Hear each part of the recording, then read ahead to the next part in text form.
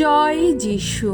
প্রথম পাঠ শিষ্য চরিত হতে আজকের বাণী পাঠ 5 অধ্যায় 17 থেকে 26 পদ। প্রেরিতদের অলৌকিক কারামুক্তি, তাদের নির্ভীক বাণী প্রচার। সাধারণ মানুষের ওপর প্রেরিতদের প্রভাব দিন দিন বাড়ছে দেখে মহাযাজক ও তার দলের সমস্ত লোকেরা অর্থাৎ সাদুকী সম্প্রদায়ের লোকেরা ঈর্ষায় জ্বলতে লাগলেন। এ ব্যাপারে একটা কিছু করতে তৎপর হয়ে উঠলেন। তারা তখন প্রেরিতদের গ্রেপ্তার করে হাজতখানায় আটকে রাখলেন।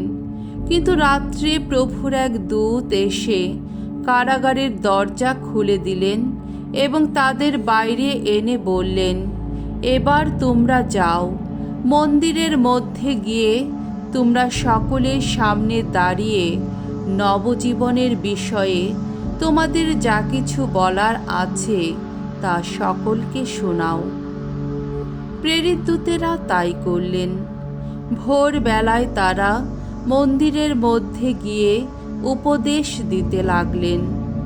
এদিকে মহাযাজক ও তার দলের লোকেরা একসঙ্গে এসে মহাসভার অর্থাৎ ইসরায়েল জাতির সমগ্র প্রবীণ পরিষদের বিশেষ অধিবেশন আহ্বান করলেন।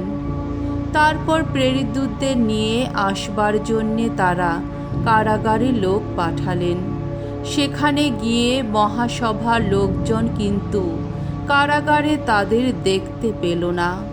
তারা ফিরে এসে জানালো, আমরা দেখলাম কারাগার ভালোভাবেই বন্ধ করা রয়েছে, প্রহরীরাও দরজায় দরজায় পাহারা দিচ্ছে, কিন্তু দরজা খুলে ভেতরে কাউকে আমরা পেলাম না। এই খবর শুনে মন্দির পাল ও প্রধান যাজকেরা দিশেহারা হয়ে ভাবতে লাগলেন, প্রেরিতদের এ আবার কি ঘটল? এই সময়ে হঠাৎ একটি লোক এসে তাদের জানালো, আপনারা যাদের কারাগারে আটকে রেখেছিলেন তারা তো এখন মন্দিরে দাঁড়িয়ে সকলকে উপদেশ শোনাচ্ছে। তখন মন্দির পাল লোকজন সঙ্গে নিয়ে সেখানে গেলেন। তিনি প্রেরিতদের সঙ্গে করে নিয়ে এলেন, তবে তাদের উপর তিনি কোনো রকম বল প্রয়োগ করলেন না, কারণ তার দলের সবাই জনসাধারণকে ভয় করত, যদি তারা তাদের পাথর ছুঁড়ে মারে। প্রভুর বাণী। ঈশ্বরকে ধন্যবাদ।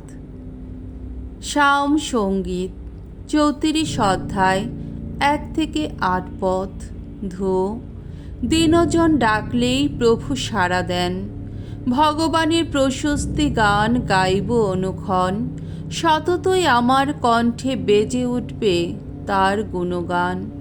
ভগবানই আমার গৌরব, শুনুক নম্র চিত্ত যারা, আনন্দিত হোক।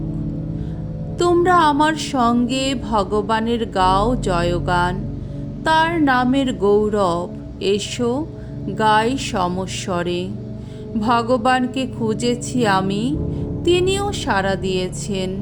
যত ভয় ভীতি থেকে তিনি মুক্ত করেছেন আমায়। যারা তার দিকে তাকিয়ে থাকে তাদের মুখ তো আনন্দে উজ্জ্বল হয়, লজ্জায় কখনো কুণ্ঠিত হতে হয় না তাদের। দেখো তো, এই দিনজন ডেকেছে আর ভগবান সাড়াই দিয়েছেন। সমস্ত সংকট থেকে তাকে তিনি রক্ষাই করেছেন। ভগবানকে সম্ভ্রম করে যারা, ভগবানের দূত তাদের পাশে পাশে থাকেন, বিপদ থেকে তাদের উদ্ধার করেন। আস্বাদন করো, দেখো দেখো ভগবান কি মঙ্গলময়। যারা তার শরণাগত, ধন্য ধন্য তারা। বাণী বন্দনা। জয় মৃত্যুঞ্জয়, জয় তোমারই জয়। পরমেশ্বর জগৎকে এত ভালোবেসেছেন যে তার আপন পুত্রকে তিনি দান করেছেন।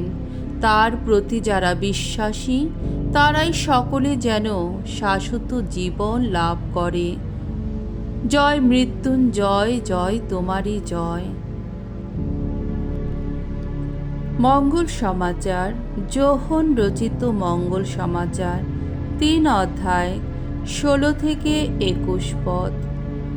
ঈশ্বর তার পুত্রকে এই জগতে পাঠিয়েছেন যাতে তারই আশ্রয়ে জগতের মানুষ পরিত্রাণ লাভ করে। ঈশ্বর জগৎকে এতই ভালোবেসেছেন যে তার একমাত্র পুত্রকে তিনি দান করে দিয়েছেন, যাতে যারা তাকে বিশ্বাস করে তাদের কারো যেন বিনাশ না হয়, বরং তারা সকলেই যেন লাভ করে শাশ্বত জীবন।